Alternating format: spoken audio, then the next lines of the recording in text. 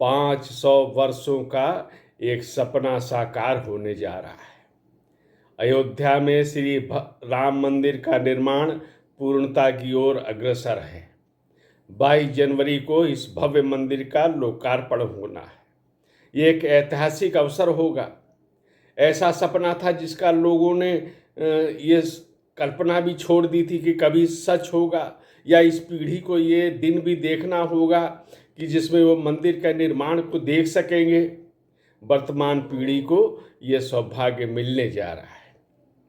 श्री राम जन्मभूमि तीर्थ क्षेत्र ट्रस्ट के सदस्यों ने प्रधानमंत्री नरेंद्र मोदी को 22 जनवरी के लिए आमंत्रण दिया। निश्चित रूप से इस कार्य की सराहना होनी चाहिए। वो देश के प्रधानमंत्री हैं, केवल इस नाते ही नहीं तो उन्होंने इस क्षेत्र में जिस तरह से योगदान करके एक बड़ी समस्या का समाधान करने में योगदान किया है, यह निश्चित रूप से ये जो आमंत्रण दिया गया है ये उचित है। विपक्ष के लोगों ने इसका विरोध भी किया। ये उसी तरह का है कि जैसे संसद भवन के निर्माण का कार्य यूपीए सरकार में होना चाहिए था, उसने नहीं किया।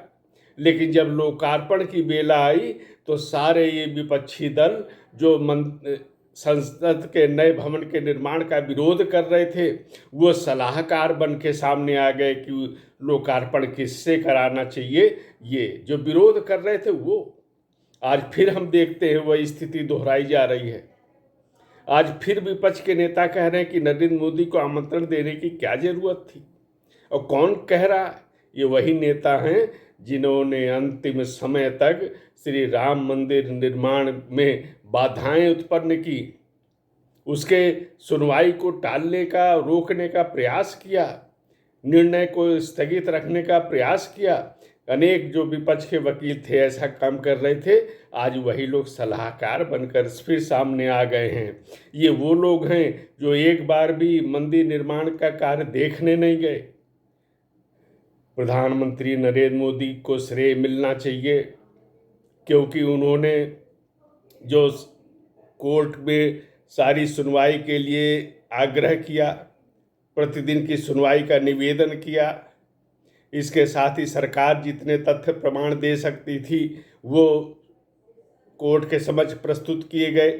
और इस सब सरकार की जो सक्रियता थी, इच्छा शक्ति थी, दृढ़ इच्छा शक्ति थी, उससे न्यायालय का निर्णय आसान हुआ और वो परिणाम सबके सामने है।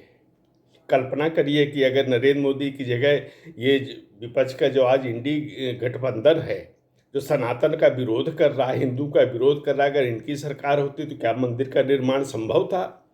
बिल्कुल असंभव कार्य था, आज संभव हो रहा है। कहा जा रहा है कि भाजपा इसको इवेंट बना रही है।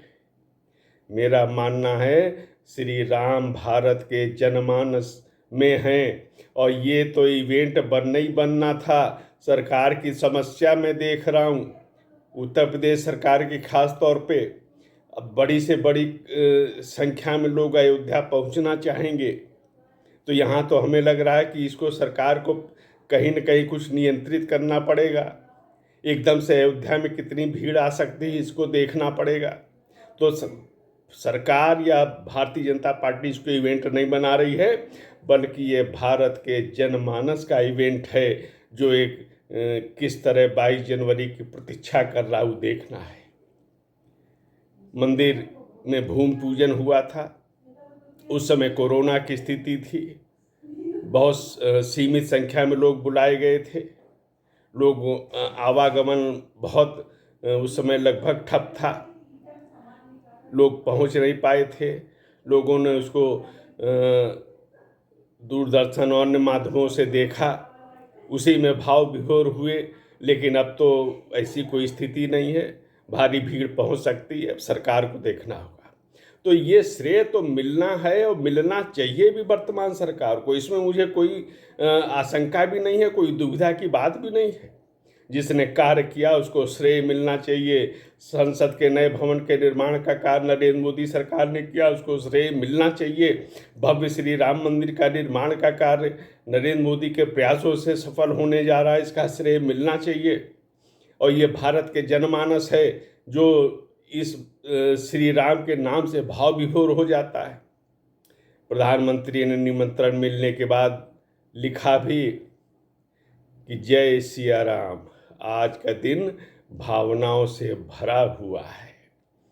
ये मेरे जीवन का ये एक ऐतिहासिक पल होगा कि हम इसके मंदिर निर्माण की पूर्णता के साक्षी बनने जा रहे हैं। जो आज विरोध कर रहे हैं उनको बताना होगा कि इसमें हिम्मत है कि जय श्री राम का लिख पाए अपने प्रेरणा से या उद्घोष कर पाए। उनके लिए तो ये सब सांप्रदायिक विषय होते हैं। तो जो इस प्रकार से सबका साथ सबका विकास की भावना से कार्य भी कर रहा है और मंदिर के निर्माण की दृष्टि से जो भाव विभोर हो जाता है, उसका एक इवेंट बनने की बात नहीं है, बल्कि ये भारत के जनमानस की भावनाओं को प्रकट करने का एक अवसर है। और पूरा का पूरा ये जो समारोह होने वाला है, ये शांति सौहार्द का एक मिसाल कायम हो, ऐसा ही संभव है। जय सिया राम।